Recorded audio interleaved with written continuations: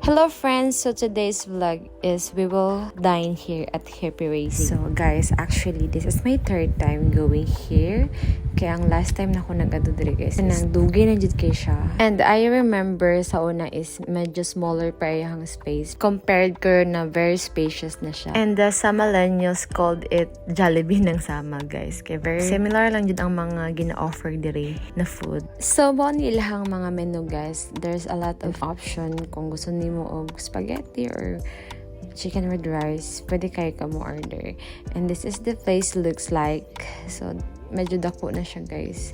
And mo na yung extensions kay dati mo pa lang tong sa kilid, like ginana lang jud siya, gamay lang jud kayo siya. Pero look at that now, nag-improve jud ilahang space. If you might wondering kung asa ni siya dapit, kung wala pa kakaad to diri, this is located in Babac Poblacion and fronting Oy Enterprise and La Esquina, Samal.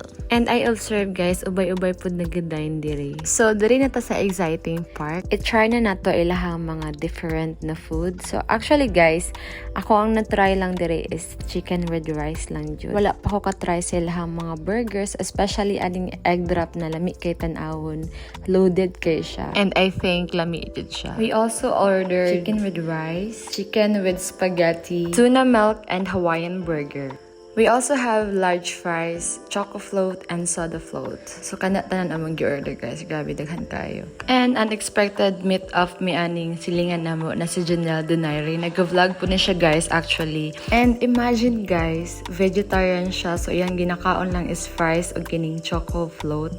So imagine ako maghurot ani tanan din ako ni kaya. Pero try na to tanan ang ilahang mga food guys para mabalaan na to kung lami ba dyan. So far, recommended na ilahang soda float kay grabe ka creamy, and then unique siya nga pagka buhat, like sila lang dyan nagabuhat ani guys. First time na ko nakatry sa ilahang soda float, lami siya actually. Gitry pod na ko ilahang tuna melt burger. Actually sulit siya guys kaya wala siya gitipid, like creamy kaayo. Goods jud kay siya guys, wa koy malain masulti. And then next is itry na ko na ilahang Korean egg drop. And din ana siya kadako guys. Ug wala jud ko nag-expect nga natin ani sa Happy Racy.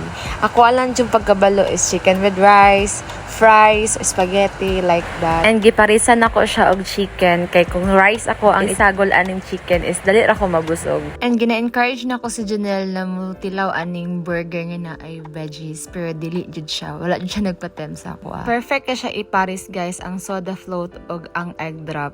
I-try ninyo, super mabusog jud mo. And to inform you guys, affordable lang pud sila diri. Dili kay siya ana ka pricey. Tapos imong gibayad sulit pud kaayo siya, dili ka malugi. So karon i-try na pod nato ilhang spaghetti. So far so good man pod siya. Tama lang pod iyahang lasa. Sa mga wala pa nakaadto diri, I encourage you all to visit and dine at Happy Racy. Sulit jud siya guys, dili siya kamahayan.